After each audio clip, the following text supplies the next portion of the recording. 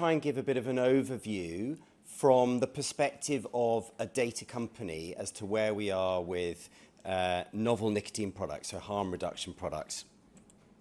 I'm going to quickly introduce, I've got some slides, but I'm going to go through them quite quickly. If anyone would like the slides afterwards, please do give me a card or send me an email, and I'm very happy to share them.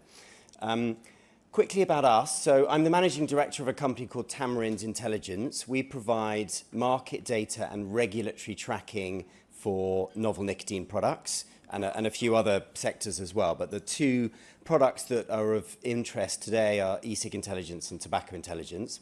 We're about 40 people full-time, and we have a global network of data gatherers around the world. And importantly, I think, especially for this group, I wanted to point out that we're an independent data organisation. So we have no affiliations, we don't do any lobbying, we're paid entirely for our data and nothing else. I hope that gives us ability to be very objective in the way that this sector is growing and be independent about the issues around what is actually a very controversial sector, as you will know. So this is a very busy slide, and I'm sorry about that, but I wanted to try to give you here an idea about where the sector is in terms of development. So we've been as an organisation tracking these sectors for about 10 years now, and this is kind of where we've got to in terms of global development of the tobacco harm reduction sector. So the headlines first. So this sector is now worth over $50 billion. And by the sector, I'm talking about e-cigarettes, so vaping, nicotine pouch, and heated tobacco, those three, with more than 100 million users. But I think it's worth putting that into perspective of where we are with tobacco. How does that compare? Well, of course, the tobacco industry is worth about 800 billion, so it's a very small proportion still, and we're talking about 1 billion smokers plus around the world. So it's still a very small sector. Having said that, it's growing fast, and I think there are lots of interesting things to discuss on this panel. The main issue, I think, with development of the sector is how different regions in the world have accepted these products, some of which is down to the regulatory restrictions that exist in the market, and some is down to the way that the products are adopted by consumers, particularly by smokers. A few things to pull out from this slide, and I appreciate that these charts are rather small, but really we've split the world into 4 areas, and we've also split it up according to the top graph is the value in terms of the consumer value of these products, split between nicotine pouch, heated tobacco, and vape. And then the bottom half of each chart is the number of users. And I think, as you can see, there is a very different pattern between the different regions. So let's start. Latin America, and I know we've got a panel talking about Latin America later on in this conference, but Latin America really has very little activity at all. Very few consumers, very little market value, a lot to do with the fact that the regulatory situation in Latin America is very restrictive. There are many bans in place, and consumers can't get access to the products. Let's look on the far left, North America, mostly made up, of course, of the US. It's a market dominated by vape, and vape there has taken off very fast, but you can see that it's slowed down.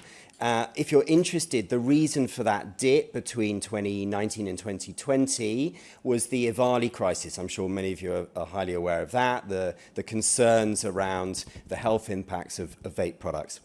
What you can also see nearer, to 2022 onwards, really, is the growth of nicotine pouches, and that is the largest growing segment in the US at the moment. Nicotine pouches are surprisingly really being adopted by consumers very fast, and we expect to see that grow.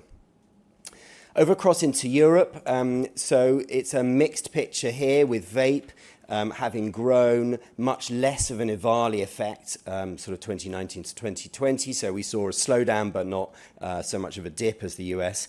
And then we've seen a real growth in heated tobacco in European markets. That's the red bar with nicotine pouch over there on the top.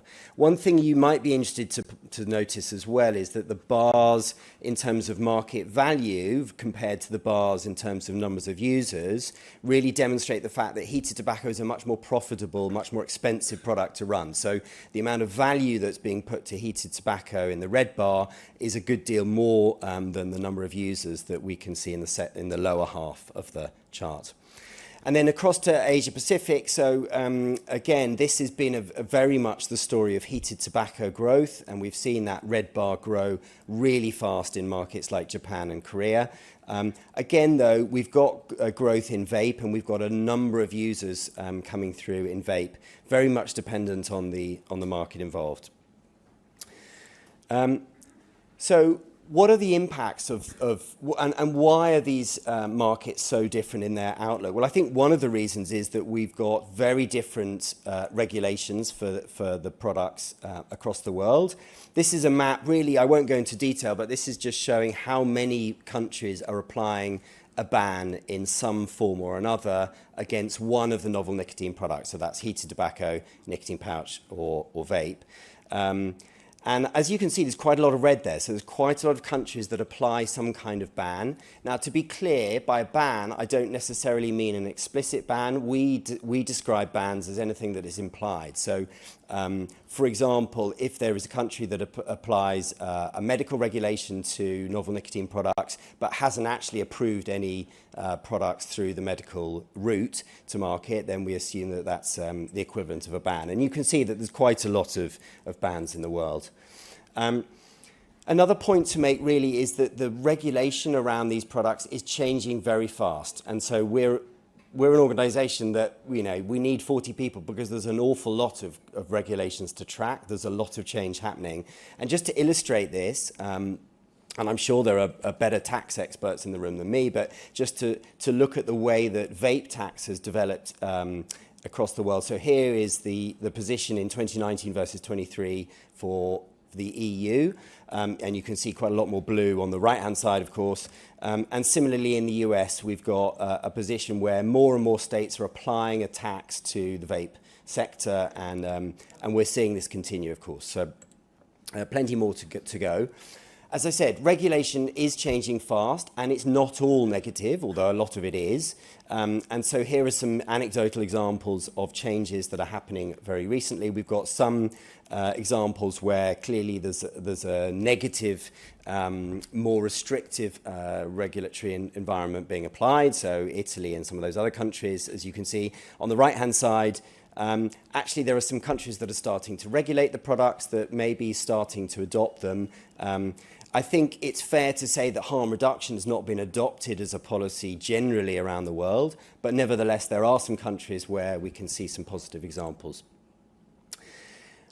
What's going on at the moment? There are some big issues, as many of you will know about, around certain product categories. So in the vape category, the big concern is around disposables. And the main concerns, of course, are the likelihood of youth using these products. That is a major issue in lots of markets, and also the environmental problems. And clearly there are massive environmental problems with a product that contains a battery and nicotine, which is then being thrown away at the end of its use. So huge problems with disposable vape. I think, ironically, the reason why the disposable market has grown so fast is the fact that the US government decided to restrict pod-based systems and restrict flavors of pod-based systems. So a lot of that regulatory gap was inhabited by disposable products in the US, and that has really led to disposables growing all around the world. But arguably, the other reason is that battery technology has developed very fast. Batteries are getting cheaper and cheaper, and you can produce disposable products at an extremely low price point now. Plus the fact that disposable products work, and so it's really important to remember that a lot of users of disposables are people that have been smoking and weren't using vape products before the existence of disposable products. So it's increased the number of users that are using vape products, but it has some major policy problems along with it.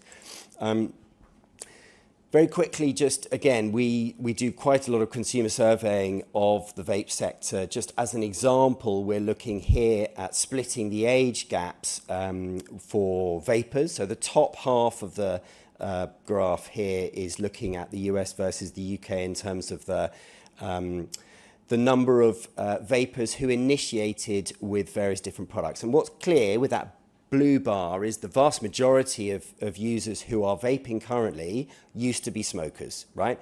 But what is also clear is that we're starting to get quite a lot of consumers of vape who are initiating into vape. And so that green bar is showing the differences there between the US and the UK.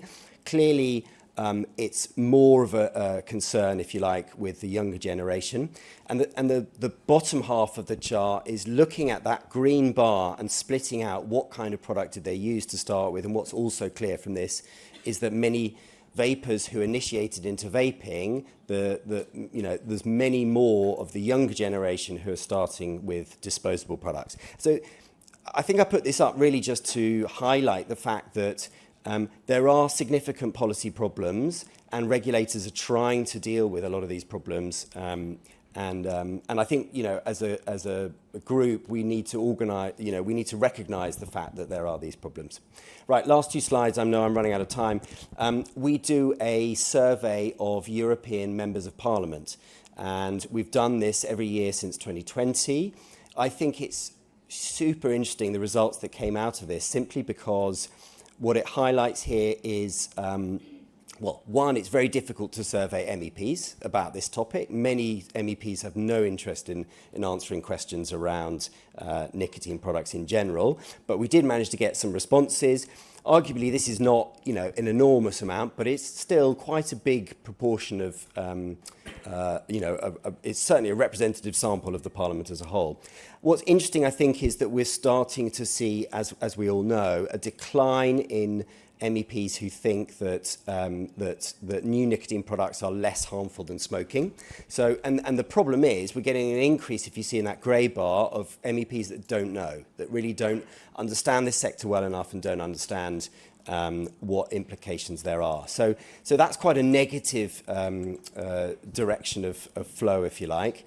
If you split those responses out between MEPs who say they understand and have some knowledge about these products versus those that don't, you can very clearly see the difference. So MEPs who have some understanding about products are clearly much more likely to think that they are less harmful than smoking, and those that have no knowledge, their initial reaction is always going to be, I don't know, or I think they're more harmful than smoking. So I think my last point really is just to make this point, as all of you, I'm sure, will support, that data is extremely important in this sector.